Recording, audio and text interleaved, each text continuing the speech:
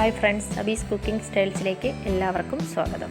ഇന്ന് നമ്മൾ തയ്യാറാക്കാൻ പോകുന്നത് സേമിയ പായസമാണ്. അതിനുവേണ്ട ഇൻഗ്രീഡിയൻസ് എന്തൊക്കെയാണെന്ന് നോക്കാം. 1 കപ്പ് സേമിയ, 3 കപ്പ് പാൽ,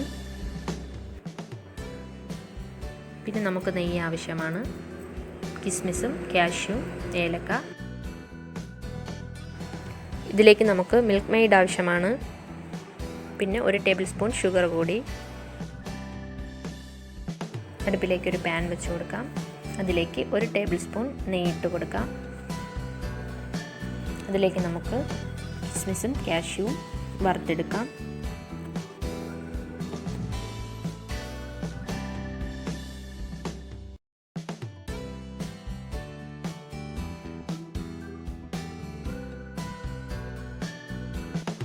അത്യാവശ്യം മൂത്ത് വന്നിട്ടുണ്ട്. ഇത് നമുക്ക് കോരിയെടുക്കാം.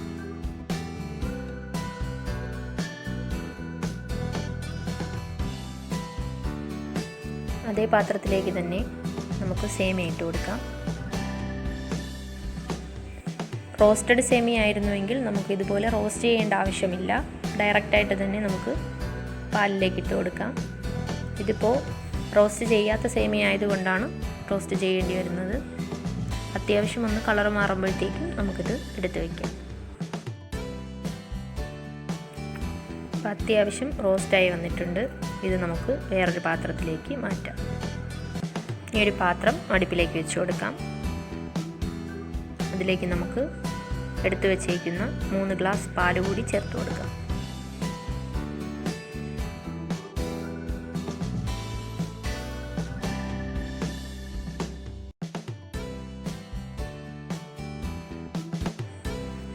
നന്നായി ചൂടാകുമ്പോഴത്തേക്കും നമുക്ക് അതിലേക്ക് വറുത്ത് മാറ്റി വെച്ചേക്കുന്ന സേമിയ ഇട്ട് കൊടുക്കാം. നന്നായി ഒന്ന് മിക്സ് ചെയ്ത് കൊടുക്കാം. ഇതൊരു 5 മിനിറ്റ് കുക്ക് ചെയ്തെടുക്കാം. കുക്ക് ചെയ്യുമ്പോൾ അടുത്ത് തന്നെ നിൽക്കണം. അപ്പോൾ അത്യാവശ്യം കുക്കായി വന്നിട്ടുണ്ട്.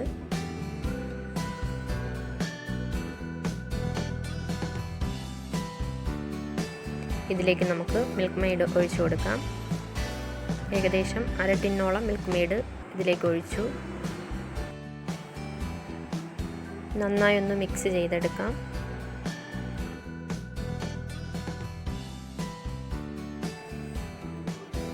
ഇതിലേക്ക് 1 ടേബിൾ സ്പൂൺ പഞ്ചസാര കൂടി ചേർത്ത് കൊടുക്കാം.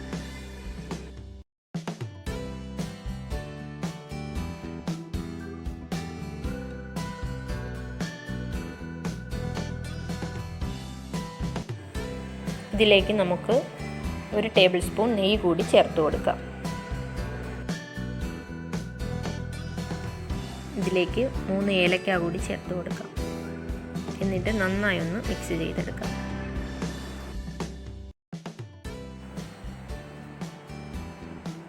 ഇതിലേക്ക് നേരത്തെ വറുത്ത് കോരി വെച്ചേക്കുന്ന കിസ്മിസും കാഷ്യൂവും ചേർത്ത് കൊടുക്കാം.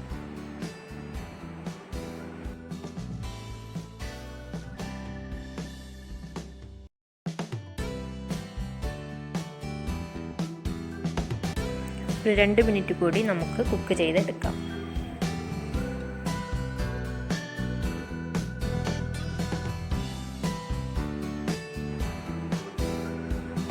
ഇപ്പോൾ നന്നായി കുക്കായി വന്നിട്ടുണ്ട്. ഇനി നമുക്ക് ഫ്ലെയിം ഓഫ് ചെയ്യാം. നമ്മുടെ സേമിയ പായസം ഇവിടെ റെഡിയായിരിക്കുകയാണ്. എല്ലാവരും ഉണ്ടാക്കി നോക്കണം.